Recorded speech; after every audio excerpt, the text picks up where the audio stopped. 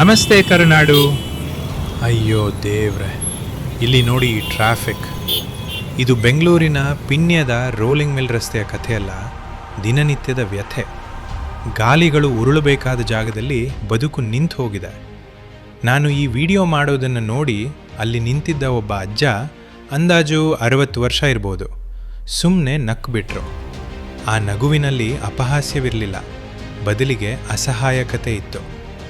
ಏನು ಪ್ರಯೋಜನ ಇಲ್ಲಪ್ಪ ಅಂತ ಅವರು ಹೇಳಿದಾಗ ಎದೆಯಲ್ಲಿ ಏನೋ ಚುರುಕ್ಕಂದ ಹಾಗಾಯಿತು.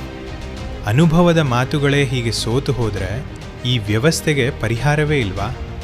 ಪ್ರತಿ ಕ್ಷಣ, ಪ್ರತಿ ದಿನ ಮನೆಯ ಜವಾಬ್ದಾರಿ ಹೊತ್ತು, ದೈನಂದಿನ ವಸ್ತುಗಳ ಬೆಲೆ ಏರಿಕೆ ನಡುವೆ ಸಾಲ ಮಾಡಿ ಗಾಡಿ ತಂದು ಅದಕ್ಕೆ EMI ಕಟ್ಟಿ ಸರ್ಕಾರದ ಟ್ಯಾಕ್ಸನ್ನು ಪ್ರಾಮಾಣಿಕವಾಗಿ ತುಂಬೋ ಸಾಮಾನ್ಯ ಮನುಷ್ಯನ ಪಾಡೇನು? ನಾವು ಕಟ್ಟೋ ಬೆವರಿನ ಹಣದಲ್ಲಿ ಭ್ರಷ್ಟರು ಮಜಾ ಮಾಡ್ತಿದ್ರೆ ನಮ್ಮ ಈ ಹಾದಿಗಳಲ್ಲಿ ಬದಲಾವಣೆಯ ಭರವಸೆಯೇ ಇಲ್ವಾ? ಜನರೇ, ಈ ಸಮಸ್ಯೆ ಕೇವಲ ಪಿಣ್ಯದ್ದಲ್ಲ, ಇದು ಪ್ರತಿಯೊಬ್ಬ ಮಧ್ಯಮ ವರ್ಗದ ಜೀವದ ಕಿರಿಕಿರಿ. ಬದಲಾವಣೆ ನಮ್ಮಿಂದಲೇ ಶುರುವಾಗಬೇಕಾ? ಅಥವಾ ಈ ವ್ಯವಸ್ಥೆ ಯಾವತ್ತಾದರೂ ಎಚ್ಚೆತ್ತುಕೊಳ್ಳುತ್ತಾ?